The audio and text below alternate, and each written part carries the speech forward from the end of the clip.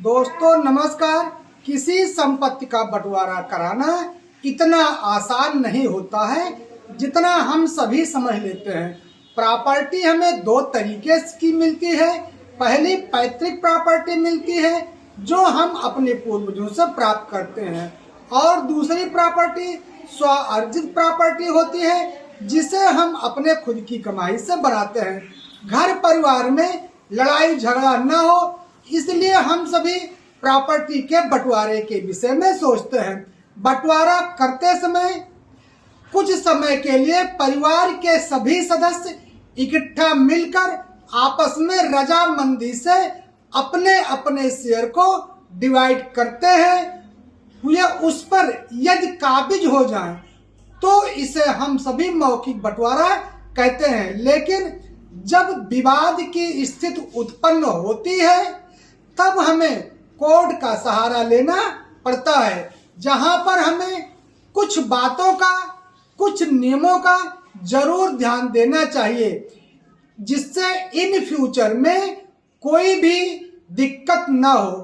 तो पहली ध्यान देने योग्य बातें यह है कि प्रॉपर्टी ज्वाइंट होनी चाहिए, जो आपको कोर्ट में प्रूव भी करना होता है। इसके लिए आपको प्रॉपर्टी से संबंधित कागजात को लगाना पड़ेगा, तभी आपका बंटवारा आगे की प्रोसीड की कार्रवाई में जाएगा।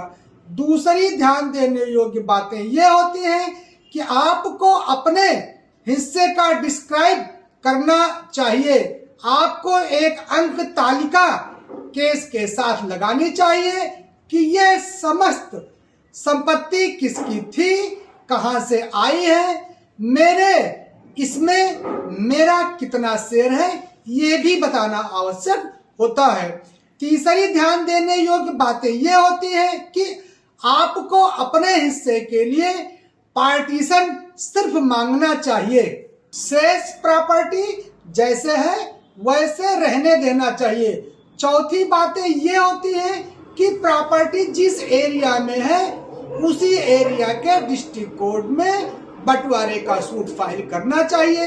लेकिन यदि प्रॉपर्टी अलग अलग एरिया में है तो कहीं भी एक एरिया में टोटल प्रॉपर्टी का केस डाला जा सकता है।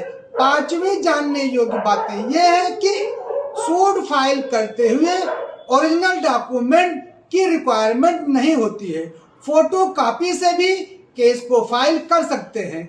छठवीं बात ये ध्यान देना चाहिए कि प्रॉपर्टी में जितने भी शेयर होल्डर हैं सभी को पार्टीज बनाना चाहिए, नहीं तो इन फ्यूचर दिक्कत हो सकती है।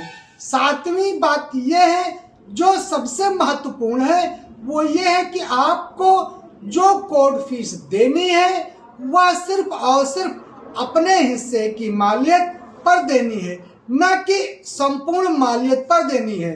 आप पर जितना शेयर बनता है उसी पर आप कोर्ट फीस बंटवारे के सूट में दाखिल करें। अब जितनी भी पार्टीज होंगी कोर्ट सबको नोटिस देते हुए सभी पार्टीज की बातों को सुनने के उपरांत अपने विवेक का इस्तेमाल करते हुए बंटवारे का आदेश पारित कर देंगी, और सभी पार्टीज को बंटवारे के आदेश का पालन करना होता है।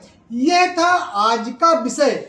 यदि पसंद आता है तो हमारे चैनल लाभ विथ भास्कर को सब्सक्राइब करना ना भूलिएगा। फिर मिलेंगे एक नए विषय के साथ, तब तक के लिए प्रणाम, धन्यवाद।